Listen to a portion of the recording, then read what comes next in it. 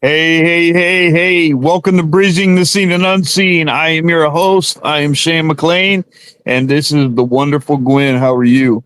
I'm good. How are you? I'm good. My wife's here. We all know, do You any have a sweet complaining. wife. You have a sweet wife.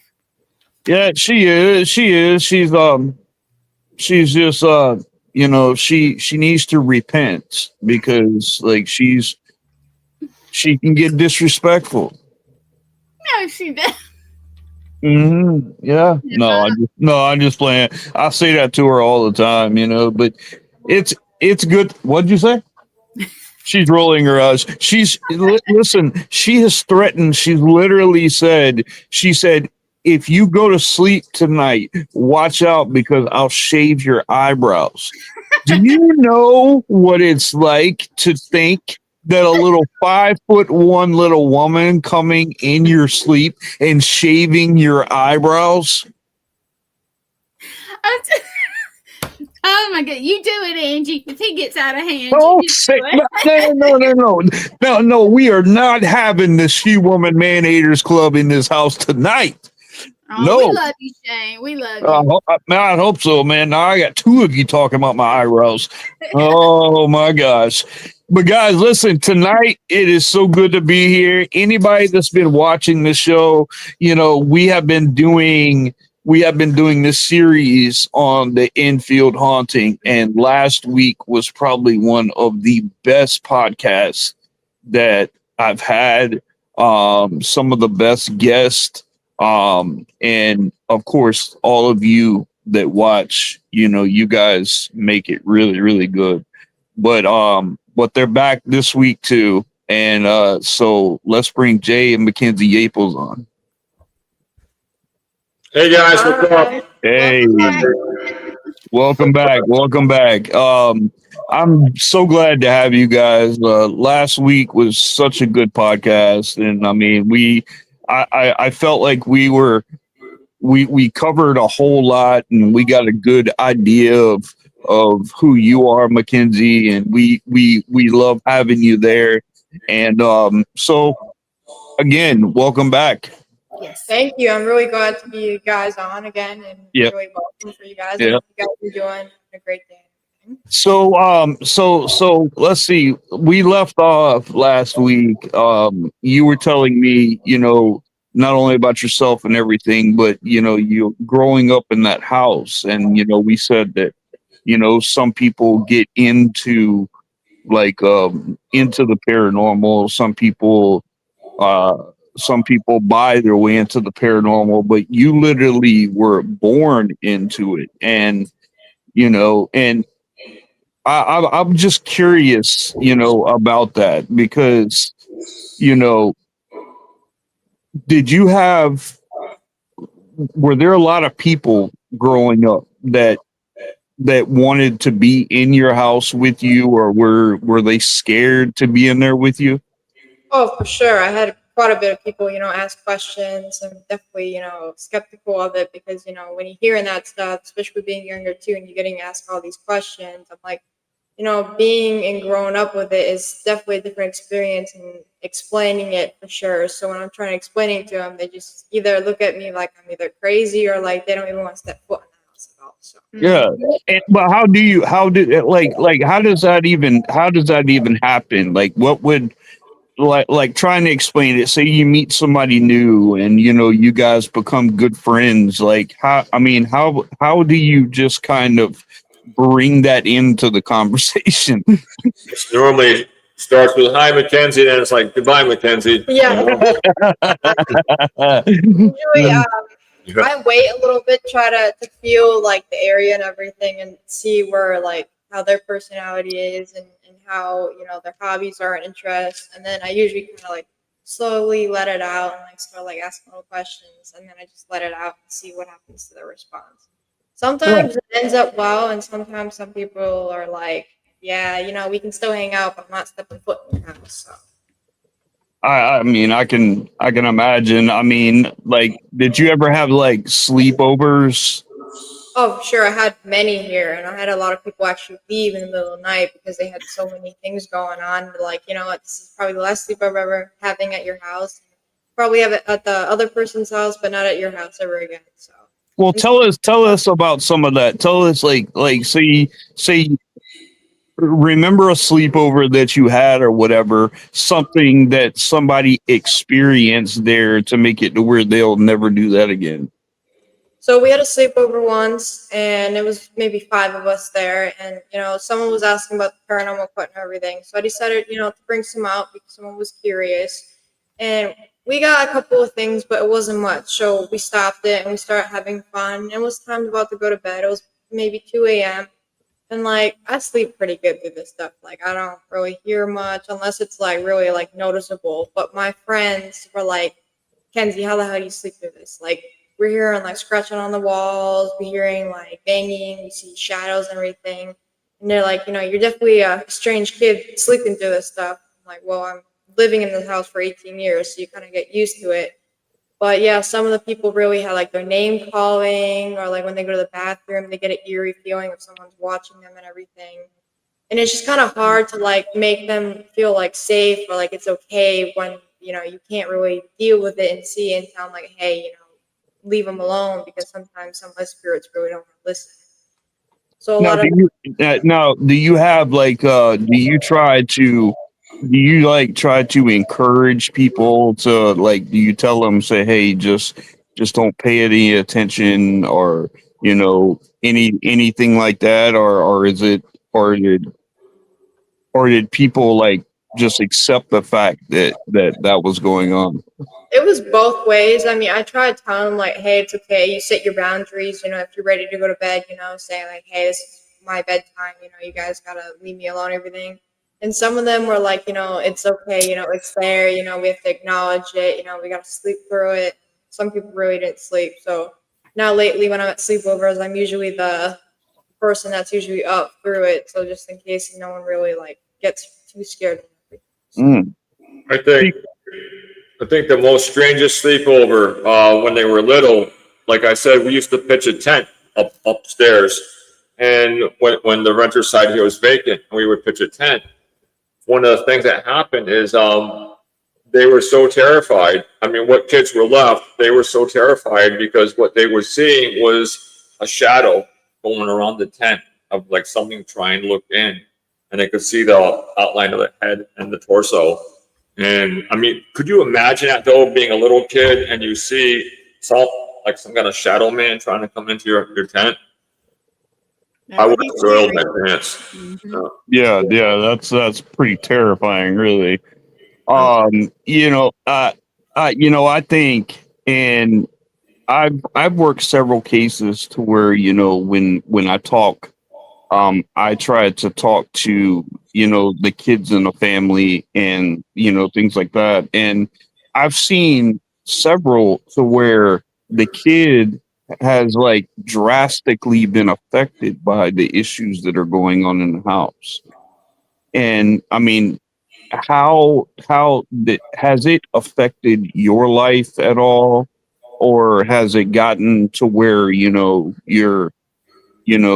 you see any like drastic changing in your life, or did I would say for sure. I mean, there was definitely, some incidents where, I mean, it got to the point where it's like, what are you going to do next? Like, it gets to the point, it's like, I can understand coincidence, you lose a person or you lost your job or something like that, but like, it's constantly like, there's always something every week. And it's just like, you never know what's going to happen every week. And it's always like, always stepping on your tippy toes and everything because you're waiting for the next dramatic thing to happen. And for almost 18 years of living here, it's always something every week. So I'm always kind of like on guard in the house. And sometimes it gets really annoying because, your house should be somewhere you can relax and should like just let your guard down. But with here, it's just like some points where you have to like stay on guard and make sure everything's okay because you never know. One day you let that guard down and something could take that up in the right way. yeah, absolutely, absolutely. So I mean, did it ever affect your sleep patterns or Oh, for sure. I had almost when I used to. I mean, now I'm actually back in the attic again, give it another shot. But when I was a little bit younger, I almost slept on the couch for almost 3 years because I got so bad sleeping up there, seeing all these creatures up there, hearing rapping noises and everything constantly. And I'm like, I still had to go to school and everything, and I still had a job, and I still had to do all these things. And it got to the point where I had to sleep on the couch too, because that was also my junior year too of high school, and I was studying SATs and everything. So I'm like, I had to sleep on the couch so I can get better rest to get ready for the day and everything. So definitely sleep was main priority in the house for sure. Yeah. And, I mean, how did you do in school? Were you a good student? Did you make good grades? Oh, for sure. I still managed to work with that because dealing with that, you had to figure things out because when you have an obstacle, you can't let that thing stop you from getting through life, school, and all that. So I Yeah. pushed through it, and I still managed. I actually graduated with Enfield House 25 credits. I managed to graduate actually with Nice. 30 credits. Good. So I was over the limit. So I did pretty well in school. Friend wise, I was pretty good with that. Teachers, they definitely know about the house, and I had a lot of questions. I actually had a teacher brought me in actually one of the classrooms to actually give a lecture about the book and what we do and everything. So I think it was pretty well in school for sure. Dealing with paranormal wasn't actually too bad in school. So. See, now having that kind of support, that's incredible. But I can tell you, like for instance, like I'm from South Carolina, and so is Gwen, and she could probably tell you, there's like we like to call this like the Baptist capital of the world. Yep. You Bible know, Belt, that kind of stuff. this is like the Bible guy, and like say a kid were to have like a haunted house or something like that there, like if the parents didn't do something about it and that kid started getting affected, Mhm. they would literally try to take the kids away from the thing. Mhm. Holy crap. I'll tell you how it is here. I denied a lot of my gifts and things for years, and I wouldn't tell people stuff I saw or happened to me, paranormal wise or supernatural, whatever, however you want to label that, because I was told as a child, Mhm. you can't tell anybody, and a firm, very you don't tell nobody thing. I mean, Yeah. and so up until a few years ago, I didn't. I think we have a question. Let's see, Mackenzie, being younger, what's the most bizarre thing you have encountered and how did you deal with it? And that's from Sean. Yeah. I would probably say, living in the attic, I definitely seen some crazy things. One night I was on my laptop, I'm getting done with an essay and everything. It's pretty late. And all of a sudden, on like the side of my screen, I saw this most hideous creature I've ever seen. And especially, I was about 16 and like I've seen a lot of things in that house. And I was actually about to I ran downstairs to my parents' room. I'm like, I'm not sleeping up there ever again. Like that was the point where I actually felt shaky inside and where I was like, you know what, this is like more of not a fight moment, it was more of a flight, go down the stairs. And I ran down like, Mom, I just saw this most hideous thing upstairs. I'm not sleeping back up there. I said, and I actually took the most smallest room in the house just to get some better sleep because I had a whole attic upstairs. I had everything up there. I made it perfect. I'm like, jeopardizing the sleep, I can't do it, especially with the things up there. So I decided to move downstairs. So that was probably one of the craziest things I've seen in the house. Well, do you know what it was that you what did you said one of the hideous things? What was it?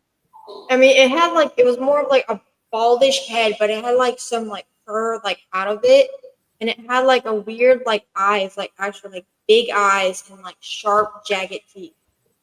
And when I see that, I was like, you know what? I can't do this anymore. I was like, you know what? This is where I gotta draw the line. I'm like, I can't do this anymore. What's the point? No, yeah, no kidding, no kidding. Yeah, I'll never forget. I I lived with this girl that was like my sister for years, and we lived down this dirt road, and this dirt road was literally almost 3 miles straight back, and it came up to a clearing, and there was just one solid lot right there with a double wide mobile home on this lot, and we were moving stuff in. It took us a long time to get down the road and everything. 2:45 in the morning, we hear knocking on the back door. Oh wow. And we're like, are that can't be, and it was raining outside. It was thunderstorming. There were puddles all in the yard. I mean, it was just ridiculous. And so we walked to the kitchen and we had the lights off and we looked out the window in the kitchen at the door. And there was this little girl. Oh wow. She was standing there with hair in front of her face, wearing a white shirt. She's wearing these cutoff shorts, no shoes, as pale as you can get, as pale as you can get. And she knocks again or whatever. And my sister's like, don't answer that door. And I'm like, oh, trust me, I'm not. And this is the first time we turned around and looked back again, and she looked up. And guys, listen, that's the first time I have ever seen a black-eyed child. Mm-hmm. That's Oh, wow. definitely scary too. When you see something out there looking at you like that, it's like, you know what, you don't open the door, you shut the shades, you go back. And the thing is, it was staring. It was she was staring at us, and then so the door from that window is literally like maybe 5 feet. So we shut the window really quick, and we went to the door, and they had the door window, and I looked out, and there wasn't anybody there. And so we opened the back door, and there was just a big wooded area back there. I mean, it would literally take someone, an hour and a half to get to the front of that road if they were walking, and especially a barefooted little girl. We were looking, there were no footprints in the yard. There were no muddy footprints on the stairs. There was nothing right there. It was like she was never there. And so we found the owner of the property and we went and talked to him. And to find out the year before, a girl up the road had been kidnapped from her family right out of her yard. And they brought her down that road before that lot was still being cleared. And they brought her down there, and that's where she was took advantage of, and they strangled her. They did all kind of stuff like that. And so when the owner told us that, we knew right then. They were like, we saw that girl. It was her. And and the look on his face, and it was like, not again. Oh. Like this has happened before.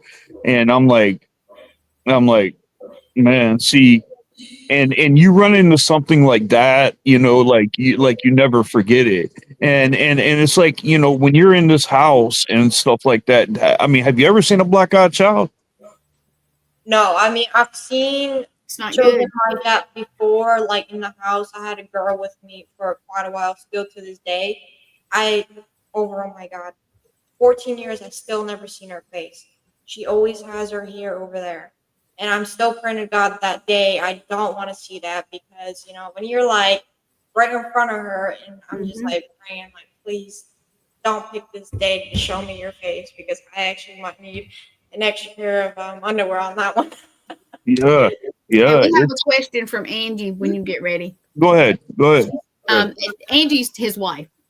You guys already know that, but she says, what was the most recent paranormal activity you both experienced in your house?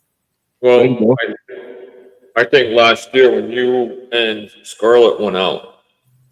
I would say that was really the most like bringing out on that one. I mean, we always have like things move in the house, like you put your wall down, something takes it or shadows. But last year, I had a friend of mine, we went out for a walk, and he knows big in this story. So what happened is Courtney was at her boyfriend's house. I don't know if I told you guys this, and all of a sudden it was right after the taste of Enfield, and it was a nice day. It was beautiful. It was all sunny. And so Courtney was at her boyfriend's house in Massachusetts, Courtney took, Kenzie took off with her friend, and I was next door with Elka, and then all of a sudden I hear something which I haven't heard in years. It sounds like something jumps off a bureau and starts running across the floor. So I said to Elka, somebody broke in the house. And she's like, no. She goes, I said, no, someone's in the house. So I said, you know what? Just forget it. So I walk over to the kitchen, I get a soda, and I walk back, and you hear something running around the house. Now, Elka's like, someone's in the house. So I said, call the kids and make sure where they are before I grab a gun. I want to know where everybody is. So she called Courtney. She's over with her boyfriend. Kenzie's out with her friend. So I got my weapon. I got my dog. And right away, I knew something was wrong because my German Shepherd just hit the ground and started whining and wouldn't move. Oh. So I went up and I had to clear each room by room, going under the bed, everything. And it was all clear. There's no one in the house. So I come back, I secure the weapon, and everything seems to be okay. So then Kenzie comes home, and she comes over here with her friend, and they're watching TV. So I'm sitting next door, and I'm like, you know what? I said, I wonder maybe if that was a fan fell or something like that. You know, you're trying to rationalize and you're trying to justify. So I go upstairs, and I had a cross on, and I still have it because the extra cross broke. And I go upstairs, I go in the bathroom, I'm looking around, I go into Mackenzie's room, and as soon as I go to open her door, I turn around. As soon as that happens, there's a loud boom. The whole entire house shook, and my cross dropped straight on the ground. I bent over, and I just pick it up. I go down the stairs. I go next door to see if these guys are okay. I thought maybe they were wrestling and they knocked over a table or something like that. And they're sitting there with their eyes wide open. Elka comes over. Well, that whole night, guys, it was like that the whole night. Yeah, we did back and forth stuff. We couldn't hear it. We could not catch it. And we haven't had that activity in years where you literally hear somebody running. And they would literally run right through the wall. And you would hear them on our side of the house and they would run back. But I think it's also, too, what was crazy, too, my friend was also in the paranormal, and she also been on a lot of investigations, too. So for her eyes to go open wide like that, I was just amazed because, like, hearing stuff like that, like, it sounded like 200 pounds hitting the floor and the whole house shakes. I'm sitting here and I'm like, what the hell is that? I'm like, I just couldn't believe it because it's just like, you try to find something where, you know, maybe that could happen or something like that. But something that loud to shake the house, I was just baffled on that point. Yeah, no kidding. Yeah, that one whole night. Yep. I see another question, Glenn. Right. You want to, okay. It says, I can't read it. Yeah, it's Sean again. He's asking, have either of you had an intelligent encounter with any of the spirits there where they have asked questions or you and got a response? I'm sorry. I left next door to go to bed and made a response first thing where I was. That was definitely incredible too. Yeah, but I was going to talk about the one out back. Yeah, you can talk about that one. So the most strangest one that we had was we decided to go out in the back one day with a paranormal group, and it was where a guy had hung himself. There was to be an old barn and an old garage. So we never really investigated it before. So we were there with our friends, and they were a really good paranormal team. So Teresa, I figured, I didn't want to say anything to anybody, but I figured they would pick up the guy who hung himself. I figured, well, if there's death energy, they would pick up on him. So all of a sudden, it got really weird. All of a sudden, we're sitting around, we have the recorders, everything. Mm-hmm. And she's got the dowsing rods. And she says, is there anybody here? And it spells out Thomas. So she goes, does that ring a bell? I was like, And then all of a sudden, she's asking Thomas how he died. He goes, gunshot. I went off the chair. I was like, oh my God. And then he says that, it was in the morning. And now what nobody knew was there was a family that lived here from 1963 to 2001. One of the sons was a Glossary police officer, and the story goes he went down. His name was Thomas Gadarowski.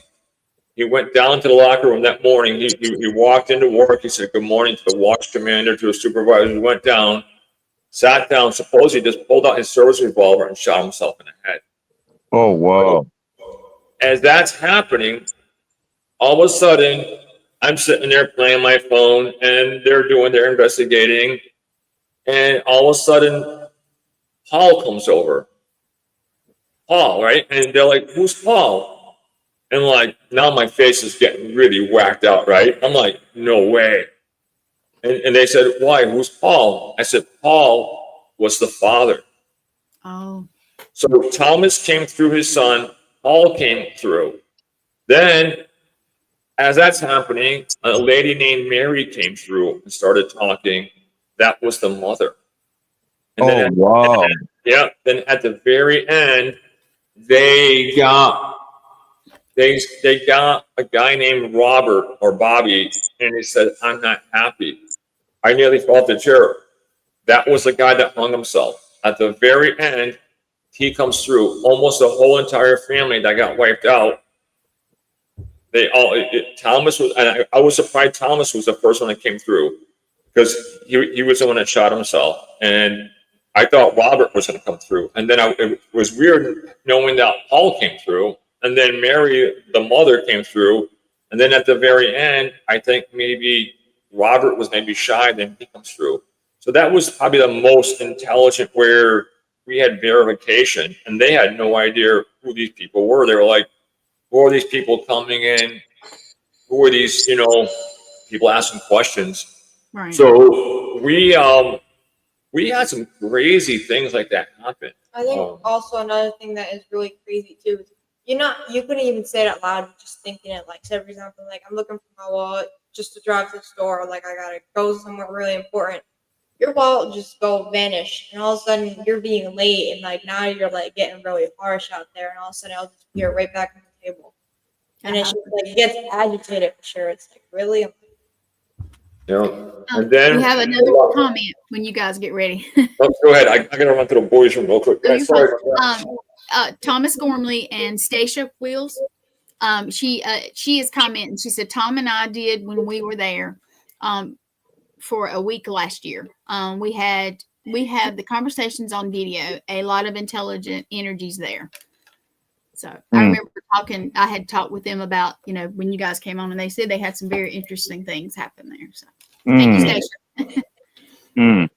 That's now, do you guys ever do any investigating yourself? Because like one thing that's pretty key in like the paranormal is like I tell families and things like that you don't really want to investigate your own house, the place where you live. You don't want to bring any kind of effective energy. I mean, has that been y'all's case where you Not live? really, because we've been doing the investigations here at the house for almost 2 years, and I haven't really got much. Sometimes, when I go to bed, I'll hear a couple of noises, but that's like letting them know, they're still awake and everything. But, once in a while, I'll do some investigating here in the house with the family, and just like, I know usually you're not supposed to do that, but usually at the end of the night, we really don't get anything negative or anything towards that. So I tried it first just to get the feel of it before I really get towards more involved with it, because you really never know what's really going to happen on the other side. So, but I tried it, and it wasn't really too harsh on that. So I would say it's not too bad on that. Yeah, because a lot of people I found that they try to. Well, first of all, I'm talking with people that don't really know what they're doing. Yeah. They start communicating. They think that they're communicating with a loved one or something like that, and then bad stuff starts happening to them, and now they don't know what to do. Oh, for sure. I had a actually still really good friend of mine, best friend in the whole entire world. She's really interested in the paranormal, so I brought her over the house. And before, because she was like, "Hey, I want to investigate my own house and everything," I was like, "Yeah, first I'm gonna show you the basics to tell you, this is how it usually goes. Before we're ever gonna do something at your house, I want to let you know how it works and everything." And after investigating a house, she's like, "Yeah, I'm not investigating my own house." So now when we go places and everything, because I see so many things, she tells me, she's like, "Kenzie, you better cut your weird crap out. I don't want to hear anything when we're out. I don't want to hear you telling me I'm seeing things because I want to enjoy the night. I don't want to get too scared." So I'm like, usually I'm like, I zip my mouth on that point and just like, and she looked at me, she's like, "I know you saw something, but you keep your mouth shut on that point. I want to go to sleep tonight." So Yeah, Yeah, sometimes no you kidding. just have to let the normal people just have a day. yeah, Yeah. that's why I just let it loose. I'm like, nope, I didn't see anything, I didn't hear anything. And she knows, I know, but she's like, I just don't want to hear it. I don't want to hear it when I'm at my house. When we go out, there's a point in time for it, but some points you just gotta let Sorry about the that. normal people, like you said, Gwen, take their day on that. So I have a question, if you don't mind. I don't know. I know you guys have been in this for so long, but they say once children hit puberty, not trying to embarrass or anything, that sometimes the energy amps up. So, and being that you have I don't know if it's identical twin sister, but you have a twin sister, correct? Yes, that's right. Okay. So, I mean, both of you hit it at the same time, and did the energy and stuff change? Like, Oh, for sure. I mean, you could definitely, pick it up and definitely, getting hit through the age, you start remembering a lot more too, and you remember, we had a lot more shadow figures, a lot more voices hearing and everything. And especially, like I said, like the sleep part, everything, everything just came at once too. And Yes. especially not just doing it in your own house, but when I even go outside of the house and just go to the store, or if I'm having fun with the family, everything, we'll actually see things. And like if I see something, I won't say much, but then my sister gives me a look, and then she saw the same thing. So then I'll know there is actually something there. Yeah. But for sure, that's definitely on that point where puberty hit, and that really kind of like the gates just open and just stays on that one. So I'm really glad to have wonderful parents that really accept it for sure too. Yeah. I have a question about the house. Now, I've never been there, but I would love to one day. But is it like we would call it a duplex? Is it house and house in the Yeah, I same? was wondering that same thing. It's well, what it is. It's side by side. What we believe happened, which I could probably see it if I had that kind of money, I would have done the same thing. Was we believe around 1860s they converted it. What they did, it was built as a single family. Yeah. And what they did is there was a gentleman that actually lived here. His name was William Lydell, and his son was off fighting in the Civil War. And at that time, his daughter came back with her alcoholic husband and 4 kids. So when their son came back disabled from the Civil War. So what happened was, I mean, could you imagine everybody's running around the house screaming and yelling? I think he just got a hold of a contractor and they split the house right in two. And then they said, "Marion, you go on this side with your kids, and I'm going to stay on this side with your brother and mom." So that's how we believe that's how it got split, because the middle window of the house, I had to put plywood there because when I first moved in, you used to be able to take your hand and literally go right around to the other side of the apartment because the window never got taken out, and they just had it split halfway through the middle. Thomas Gormley made a comment. He said, "Crazy history of the house is that there had been 4 sets of twins." That is correct. I mean, it's definitely crazy over, 254 years of history having 4 sets of twins in the house.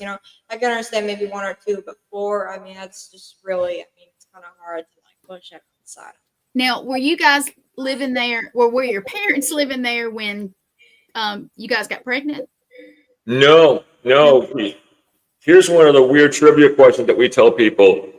Out of 254 years, how many babies do you think were actually conceived in the house? I'm thinking 0, but my brain wants to say probably more. Shane? 1. 0.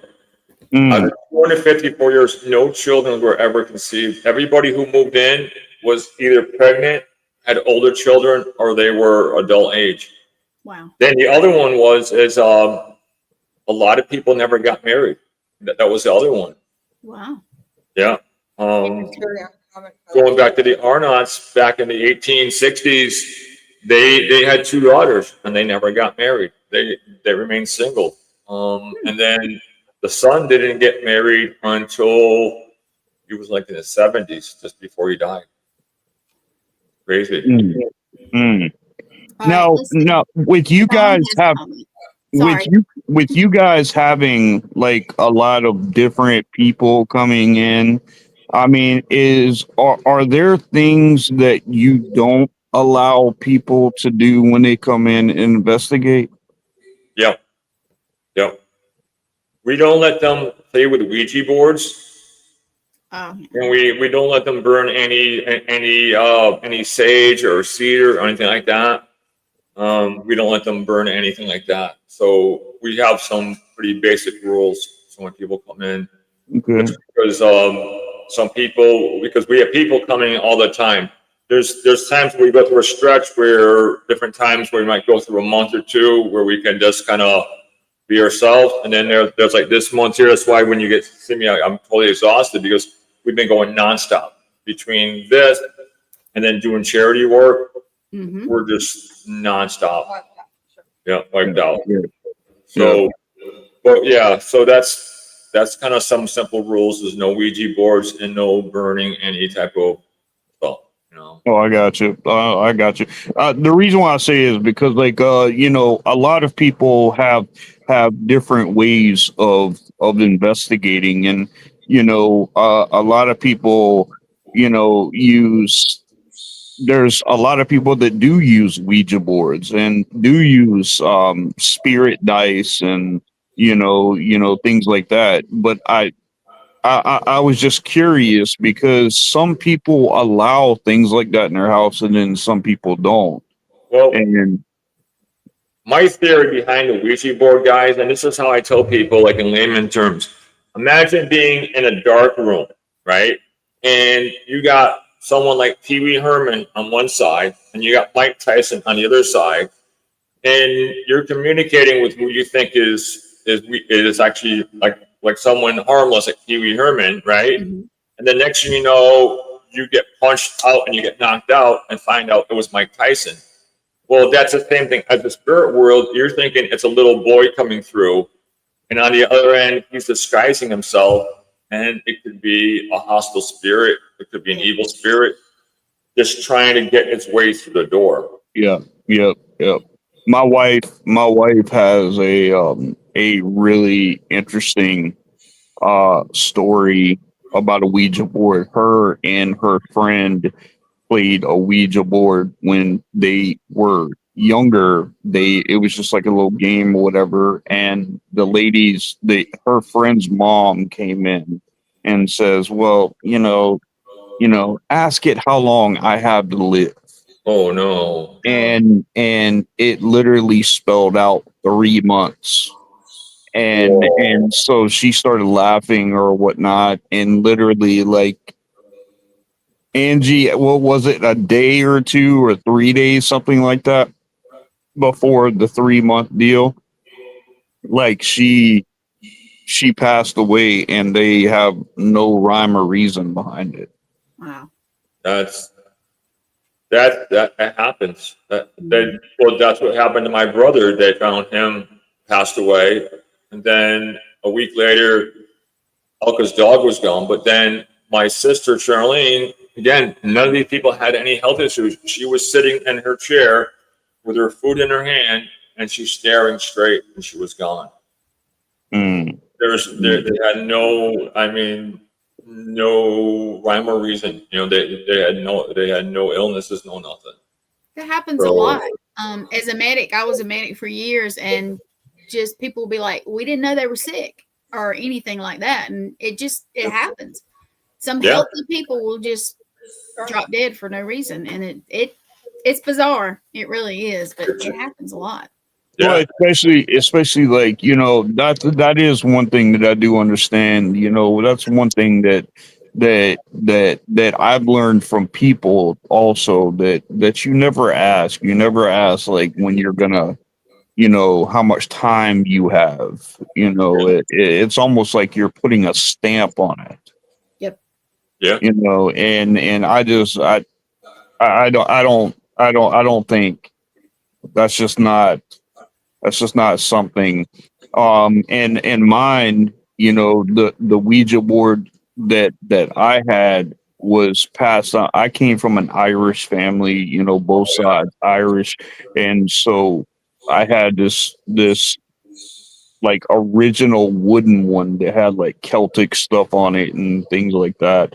And my dad said that I would sit up there and I would play with it, and he got tired of seeing me do it. And we had an oyster pit. I'm from the low country. We have like oyster roast around here. And he said he went and grabbed the Ouija board, and he took it and he threw it into the fire. Oh, wow. And I turned around and I was watching it, and I went back into the house. I went back in, and passing by, my room was upstairs, went right upstairs to the room, went, opened my door, and turned around, shut the door. And when I did, that Ouija board was sitting on my bed. Wow. Yep. What'd your dad say about that? And it was like, he couldn't believe it either, because he was like, I threw that into this fire. Wow. That's crazy. Yeah. So I mean, like, that's just something that I don't like to mess with either. And look, there's some people that can work with them. There's some people that can work with them, and if it does work for you, then it works for you. That's just definitely something in my life and in my spiritual journey that I have that I'll never deal with, or never, like, allow that into my life again. But if it works for some people, it works for them, man. And better luck to you. But I do understand the fact that there's certain things that you gotta not allow people to do in the house, and I have a lot of respect for that, because I think you should be able to set boundaries in your house. I don't think anybody should just be able to come into that house and do sigils and do all kind of stuff in the house just like they want to, trying to invoke things and make things worse. Have you guys ever encountered that? Have you ever had somebody where they come in and they did something to where the activity or something in the house got worse for you guys? Well, yes. I'm trying to put this into a layman's terms. The house, I don't know how to say it. The house knows. The house knows, like, say, for example, if you're coming in for like a barbecue, or if you're coming in for an investigation. Mm-hmm. But it's time after time. If the house knows if someone's coming in to like scam us or to do something different, it's almost like the house knows that it's doing its bidding, and the house attacks them mentally. Does that make any sense? Yes. Yeah. We've seen it firsthand. When we opened up in 2023, we literally watched like right after a bet, like 1, 2, 3, we got attacked. But as we were getting attacked and the house was in control, that sounds really weird, but each person afterwards, you can still, even still to this day, the things that they talk about and the way what they talk about and how they attack us, they're not there. Does that make any sense without bringing in the whole thing? Right. Like for example, like one person, like me, I was an ex-military police, right? I did special investigations, right? I I do all kinds of things. Well, it was just the opposite. Somebody called me a rapist. Somebody called me a child molester, you know, right over the whole thing, and said, oh yeah, all these things. I don't take it personal because I know it's not that person. Because it's like the house has a way of like flipping a coin, you know, like heads up, tails up. Yeah. It has that way. It's weird. I mean, we've seen it not just with us, but other people who came in and have actually said, you know what, the house is alive. We had a gentleman, Orlando came in, this guy, Orlando, and he made a mistake. I don't know if I told you guys about this. It happened to be Joe's ex-partner, and he made a mistake. And during the heat of a battle, he said to this entity, I'm tired of you picking on women and children. Why don't you take him on? I won't say in a house. It waited a year, and it attacked him, attacked his wife. It shredded his family. And imagine a grown man in his 40s coming back to your house, opening the door, dropping on his knees, throwing his hands up, begging the house, please leave me alone. I suffered. No, that's very sobering right there. That's intense. Yeah. That's definitely intense. Now that was my next question I was going to ask you guys. If I mean, have you had someone come in that investigated that actually got like really bad affected? Well, you just answered that with that Orlando. Yeah. Have you had more than that happen in there with people? Well, yes, and we're walking in a gray area. For example, we had like for example, Joe came back, right? And when he came in, he was the same Joe as we knew 18 years before. Mm-hmm. Within several months, you could see his demeanor change. You could see the way he was presenting himself. And just like everything he stood for in the beginning, like he always says, I'm not about for fame. I'm not about for money. I'm doing this because I want to do the work to help people.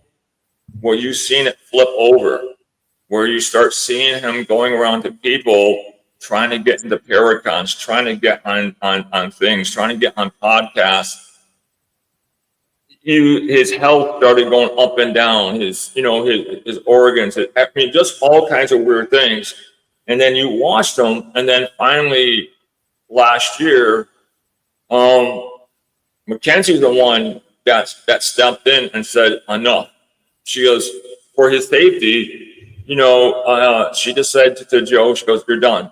There's no more coming in the house. Because I mean, he's been there, since I was a kid, and especially stepping in back in our life, I was definitely concerned for him and everything, especially his health and everything. So, I mean, it did hurt me, to do that, but I also wanted him to be safe and healthy and enjoy, his life and everything.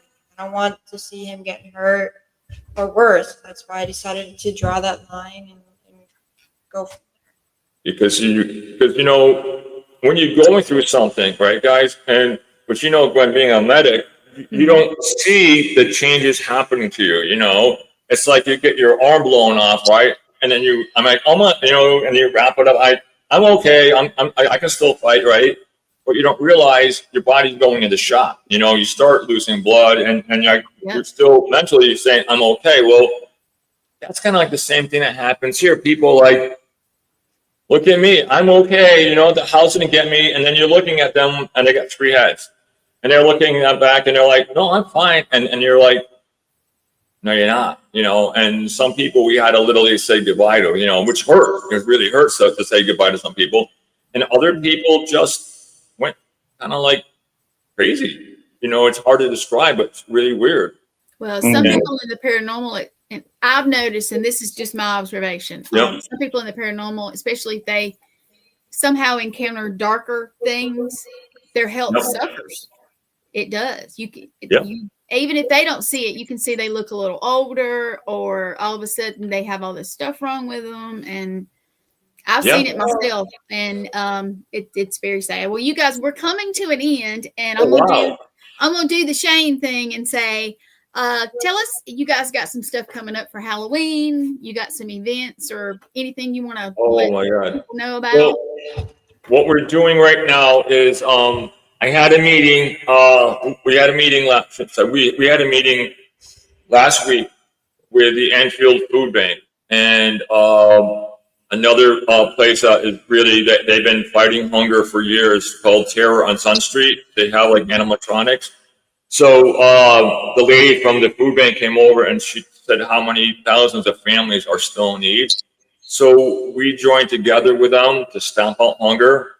So we've been doing like events like that, places nonstop. And then at nighttime on the weekends, we're going over there and we're setting up a table and we're offering raffles for a investigation over here. And we're offering $5 off to anybody who brings like a non-perishable can to any of our events. And we're trying to raise money and awareness. So we're doing that. Then this week Friday, we got Global Ghost Hunt coming in. And I think then we're supposed to go down with some of our friends to a haunted location for Halloween down in Pennsylvania. So we are like nonstop. Yep. Yeah. Sounds like it. Now, do you guys, this time of year, this of course is probably going to be, pretty busy. With you having a location like that, is October like a really stacked month for you guys? Sure. It goes up and down. We had Octobers where people thought we were busy and never came in. And then it picked up up in December. We were like nonstop in December. It was really weird. Yeah. And then January came and we slowed down, and then we picked back up in March. So you never know. It all depends like the season, whatever the paranormal's going through at the time. Yeah. So just tell everybody how to get a hold of both of you, so we can go. And I want to finish this series, so I figured if it's okay with you guys, I'd like to have you on one more time to really finish, everything out. And I believe that this has been a really good, interesting series, and I think it needed to be out there. And it's been a pleasure doing this with you guys. It really has, guys. It's been a pleasure. And I missed some of them. Yeah, I missed some of them because I was traveling, and I apologize. But it's been great. And if your wife would like to come on, or your I would definitely like to hear. I'd definitely like to hear from your wife. If they're comfortable with it, they have to be. That if they're comfortable with it. If not, we understand. We do. We totally. I know she wants to come on. She just wants to. Today, my other daughter, she brought everything back home. So right now, Elka's running around. So we got that going on, and you guys know having kids is crazy. It's like I have 2 girls. I get it. So you never know. With my twin, for sure. She takes the craziness for both of us. I try to be more tamed down, and step up for the adult role and everything. Yeah. Try to help out as much as I can, but definitely a wild child for sure. I love her. So how can people find you guys? Tell everybody how to find you. So definitely, our Facebook site would definitely be the most thing. Private message us or email the Enfield House. Yeah, the Enfield House. And our email, thehauntings@yahoo.com. Or give us a phone call at 860-698-9533. Yep. That's amazing, guys. Well, I wanted to thank you both for being on. It seemed like the time flew by today. I don't know what happened there. Last week also. It did. I tell It you. went by like that. but it flew by. But I really appreciate having you guys on. You guys are amazing people, and I really love speaking to you guys. So we'll do it. We'll do it another time, and let's see if we can. Let's see if we can, end this thing, on a good, because I think Enfield deserves to have a series like this to where, the whole thing's being able to put out. Yeah, Thank you because guys, it really could go on honored. forever, because I forgot where we left out that one time. I think we just got done talking about the priest coming in. So yeah, there's so much more, but yeah, I mean, Yeah. I'm glad that Mackenzie came on, and we have to get Elkin in. Yeah. Well, we'll definitely do it again, and we'll finish up where the priests and everything like that, and then we'll get some words from Mackenzie and Elka and all them. Yeah. To just really, even if we got to start 30 minutes earlier one time, we can do that. We can do that too. Yeah, we absolutely could. But we will talk about it. The hour's almost up, and I'm gonna personally say thank you guys. Like I said, I missed some of the series traveling, but one day if I get up that way, I would love to come by and that would see be you guys. great. Really honored. I really would. Here. But I'm actually going to Salem next month. Ooh. Thomas Gormley Mhm. is having his Paracon. I'm calling Thomas. If I say it wrong, don't kill me. But yeah, I'll be seeing him, and I have never been to Salem, so that will be interesting. But yeah, Beautiful, especially around this time too with the heat. So, Mm. but yeah, I would A year love ago, a year ago today, we were in Salem, Mass. I got a notification on Facebook, and it said, 2024, and it showed pictures of us walking through Salem. I was like, oh my God. Awesome. That's awesome, guys. Well, I wanted to thank you guys for coming on again, and let's do this again, and let's continue until this thing is completely done with. But I really appreciate you guys, and thank you for coming on, and thank you for just being amazing guests. Yes. Mackenzie, you're awesome. You're phenomenal, and I love speaking with you guys. And Jay, thank you very much. Yes. And I will talk to you both very soon. Sounds good, guys. Thank you for having us on too. All right. Thank you. I'm gonna put you down. We're gonna finish out. So here you go. Well, that's it. That's it. They are wonderful people. I love having them on, and I do believe Enfield deserves to have their story told the right way.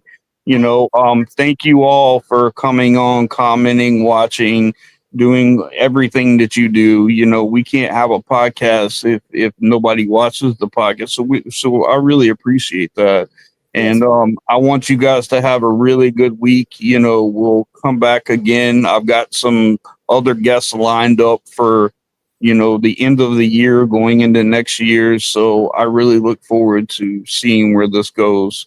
But you guys stay safe, be blessed always, and stay spooky, people. Peace.